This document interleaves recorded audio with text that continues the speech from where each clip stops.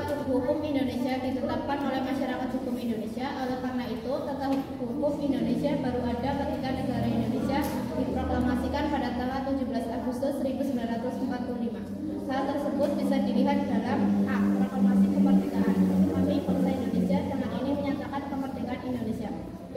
Pembukaan Undang-Undang Negara Republik Indonesia tahun 1945. Atas berkat rahmat Allah yang Maha Kuasa dan dengan didorongkan oleh keinginan luhur supaya berkehidupan kebangsaan yang bebas, maka rakyat Indonesia menyatakan hari ini kemerdekaannya.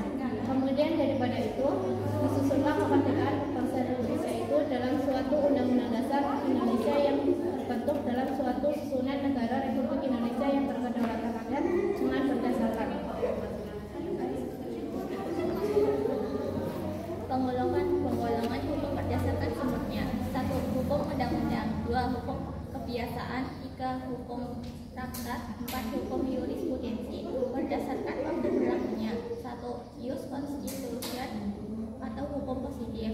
2. Ius constituendo hukum negatif berdasarkan tempat berlakunya. 1. Hukum nasional. 2. Hukum internasional. 3. Hukum asing. 4. Hukum gereja berdasarkan cara mempertahankannya.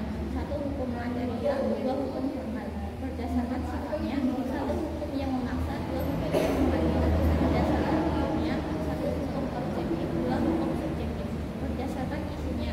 1. Hukum publik. 2. Hukum privat berdasarkan bentuknya. 1. Hukum tertulis. 2. Hukum tidak tertulis. B. Dasar hukum lembaga peradilan. A. Pancasila sila kelima.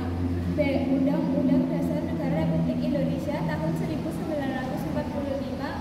bab 9 pasal 24 ayat 2 3. C.